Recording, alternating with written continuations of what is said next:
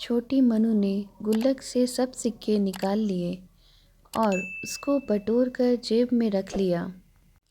घर से बाहर निकल पड़ी। पास में ही एक केमिस्ट की दुकान थी। उसकी सीढ़ियों पर वह धीरे धीरे चढ़ गई।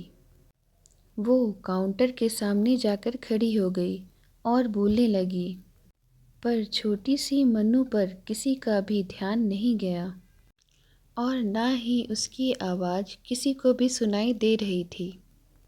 सब अपने अपने कामों में व्यस्त थे।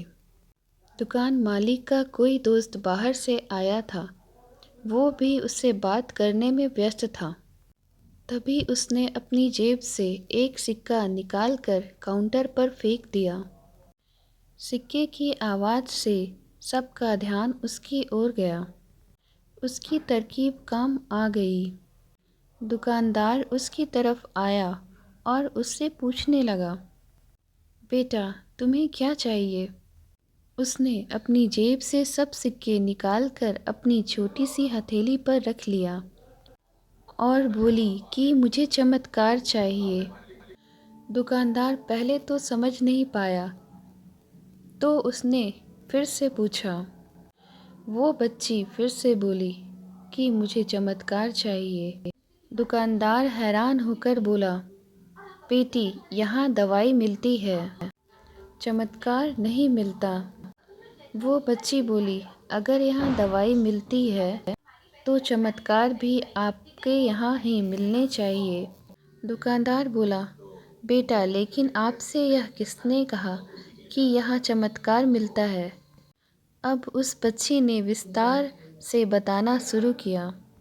अपनी तोतली ज़बान से वह बच्ची बोली, मेरे भैया के सर में ट्यूमर हो गया है। पापा ने मम्मी को बताया कि डॉक्टर 4 लाख रुपए बता रहे थे। अगर समय पर इलाज ना हुआ तो कोई चमत्कार ही इसे बचा सकता है और कोई संभावना नहीं है। वो रोते हुए माँ से कह रहे थे, अपने पास तो कुछ बेचने को भी नहीं है, ना कोई ज़मीन जायदाद है, ना ही गहने। सब इलाज में पहले ही खर्च हो गए हैं। दवा के पैसे भी बड़ी मुश्किल से जुटा पा रहा हूँ।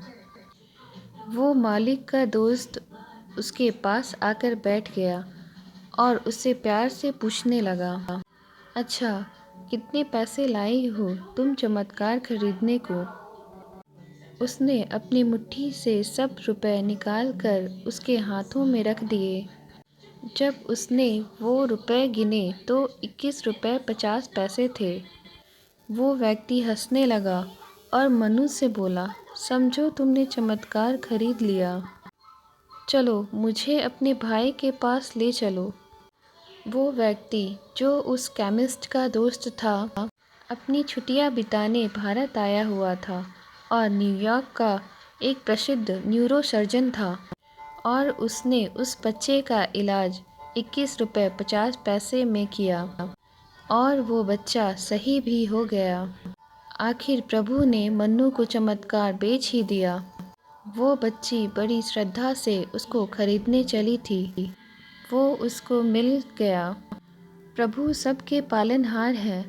उनकी मदद ऐसे ही चमत्कार के रूप में मिलती रहती है। बस आवश्यकता है तो सिर्फ सच्ची श्रद्धा की, क्योंकि परमात्मा संसार के कण कण में है।